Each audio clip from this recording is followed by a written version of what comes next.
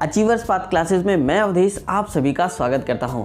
दोस्तों आज हम बात करेंगे बीएड फोर्थ सेमेस्टर का जो पेपर नंबर फर्स्ट है, यानी कि development of education system in India and it's challenges, यानी कि भारत में शिक्षा प्रणाली का विकास एवं उसकी चुनौतियां। तो इसके जो एमसीक्यू क्वेश्चंस हैं, यानी कि मल्टीपल चॉइस क्वेश्चंस हैं, उनको आज हम डिस्कस करेंगे, जो कि जिसका जो स्तर है वो जो आपका पेपर होगा CSJM यूनिवर्सिटी का जो पेपर होगा उसी से रिलेटेड ये उसी लेवल के क्वेश्चंस आपको दिए जा रहे हैं। तो दोस्तों बहुत ही वैल्यूएबल और बहुत ही इंपॉर्टेंट क्वेश्चन है ये, और क्वेश्चन जो है ये मिसलेनियस हैं, थोड़े से 2-3 चैप्टर्स को मिक्स करके ये क्वेश्चंस बनाए गए हैं जो काफ़ी इंपॉर्टेंट क्वेश्चंस हैं जो आ सकते हैं। तो चलते हैं, शुरू करते हैं इस क्वेश्चन की सीरीज़ को। पहला क्वेश्चन है, प्राच्य पाश्चात्य विवाद का जन्म हुआ कब हुआ था? गेस कीजिए दोस्तों क्या है इसका आंसर। तो ये हुआ था 1813 में का जो आज्ञा पत्र आया था उसमें हुआ था। नेक्स्ट है, हंटर कमीशन के समक्ष प्राथमिक शिक्षा को अनिवार्य एवं निःशुल्क करने का प्रस्ताव रखा था, किसने रखा था?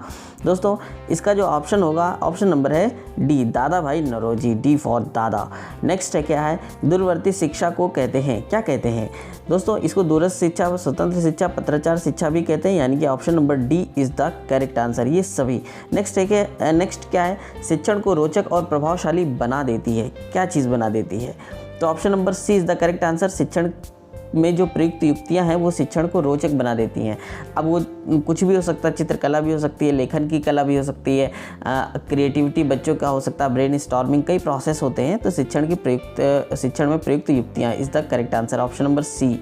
नेक्स्ट है, संविधान में किस भाषा को राजभाषा का दर्जा मिला है? राजभाषा, राजभाषा का मतलब होता है राजा की भाषा, यानी कि जो कुछ भी ऑफिशियल लैंग्वेज होती है किसी भी कंट्री की, जैसे इंडिया है अपना भारत, तो अपने भारत की राजभाषा है हिंदी, यानी कि सरकारी कामकाज की भाषा को राजभाषा कहते हैं। नेक्स्ट क्या है, कौन कौन सी अनौपचारिक शिक्षा की विशेषताएं हैं? अनौपचारिक शिक्षा की जो विशेषताएं हैं भैया, उसमें कोई समय निश्चित नहीं होता, स्थान निश्चित नहीं होता, स्वतंत्रता होती है, आप कहीं भी ये शिक्षा ले सकते हैं। तो इसका आंसर होगा option number D is the correct answer. Next है, शिक्षा एक त्रिमुखी प्रक्रिया है, किसने कहा था? शिक्षा त्रिमुखी प्रक्रिया है, ये जॉन डीवी ने कहा था। नेक्स्ट है, शिक्षा आयोग 1964 और 66 में अध्यक्ष थे, कौन थे? तो इसके अध्यक्ष थे श्री DS कोठारी, यानी कि दौलत सिंह कोठारी जी थे। नेक्स्ट है, बुनियादी शिक्षा से संबंधित नहीं है, क्या कौन नहीं है? तो गांधी जी हैं, जाकिर हुसैन जी हैं। नेक्स्ट है, मन्नारायण अग्रवाल जी हैं। तो इसका आंसर होगा ऑप्शन नंबर बी, यानी कि SK सिन्हा जी नहीं हैं। नेक्स्ट क्या है, बेसिक शिक्षा अधिनियम 1972 का उद्देश्य है, क्या उद्देश्य है? दोस्तों इसका उद्देश्य था शैक्षणिक कार्यक्रमों का प्रभावी क्रियान्वयन हो सके। नेक्स्ट है, प्राथमिक विद्यालयों में न्यूनतम आवश्यक सुविधाएं सुलभ कराने की योजना है। तो किस योजना के तहत ये सारी सुविधाएं उपलब्ध कराए जाने की बात की गई है? तो ऑपरेशन ब्लैक बोर्ड, जो कि option number B is the correct answer है। नेक्स्ट क्या है, विद्यालयों की, यहाँ पर विद्यार्थी होना चाहिए था, विद्यार्थियों की मांसपेशियों का विकास होता है, कैसे होता है? सृजनात्मक क्रियाकलापों से होता है, या फिर मानसिक अभ्यास से होता है, या इन सभी से? तो दोस्तों सृजनात्मक क्रियाकलाप से ही होता है। नेक्स्ट क्वेश्चन है ऑप्शन नंबर 13। क्वेश्चन नंबर 13, सर्व शिक्षा अभियान कितने आयु वर्ग के बच्चों की शैक्षणिक आवश्यकता से संबंधित है? तो भैया ये है 6 से 14 आयु वर्ग के बच्चों के लिए, option number D is the correct answer. Next है, कस्तूरबा गांधी बालिका विद्यालय योजना किस वर्ग की बालिकाओं में साक्षरता की स्थिति बेहतर बनाने के लिए है? तो ये सभी जातियों के लिए, चाहे वो SC ST OBC किसी भी कैटेगरी की बच्चियाँ हैं, तो उन सभी बालिकाओं के लिए ये किया गया था। नेक्स्ट है, सर्व शिक्षा अभियान के अंतर्गत संचालित होने वाले कार्यक्रमों के लिए वित्तीय सहायता कौन प्रोवाइड करता है, कौन देता है? क्या केंद्र सरकार या राज्य सरकार? तो देखिए ना, केंद्र सरकार, केंद्र और राज्य दोनों मिलकर के देती हैं इसका जो खर्चा है। आप जानते हैं कि शिक्षा को समवर्ती सूची में शामिल किया गया है, इसलिए ऑप्शन नंबर इसका सी इज़ द करेक्ट आंसर, राज्य और केंद्र दोनों। नेक्स्ट है, निम्नलिखित में से किस स्तर के विद्यालयों में बच्चों को स्वतंत्र रूप से विकसित होने के अवसर दिए जाने चाहिए?